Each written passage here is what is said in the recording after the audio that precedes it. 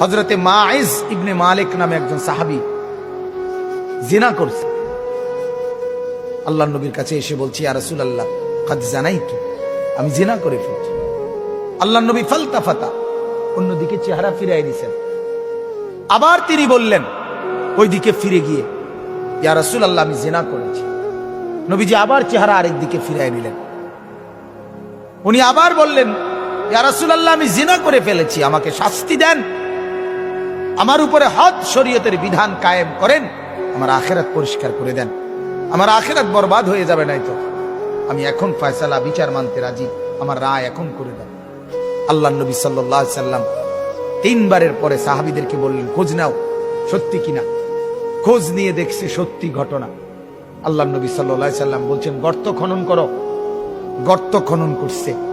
ওই সাহাবীকে গর্তের মাঝখানে কোমর পর্যন্ত দাঁড় করাইয়া বাকি সাহাবীদেরকে বলছে তাকে পাথর মেরে হত্যা করো। মুসলিম শরীফের হাদিস, একেবারে বিশুদ্ধ হাদিস।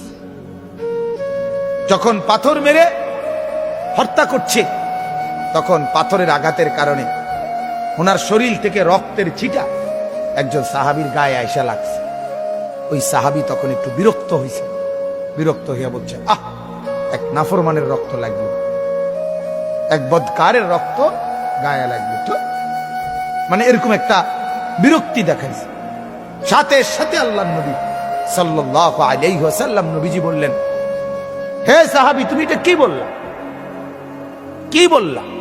আমার এই মায়েজ গোটা পৃথিবী যা জানতো না, নিজের অপরাধ নিজে স্বীকার করে, নিজের শাস্তি নিজে গ্রহণ করে তওবা করছে। এটাই তো তার শ্রেষ্ঠতম তওবা। আখিরাতের ভয়ে নিজেকে শাস্তির সামনে পেশ করে দিছে। আল্লাহর নবী তখন বললেন, লাকাদ তাবা তাওবাতান।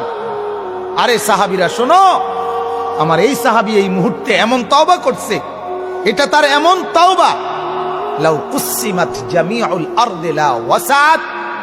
যদি তার এই তওবা বাইটা বন্টন করে পৃথিবীর সমস্ত নাফরমানের গুনার মোকাবেলায় তার তওবা যদি বন্টন করে, আল্লাহ তাআলা সবাইকে মাফ করে দিবে।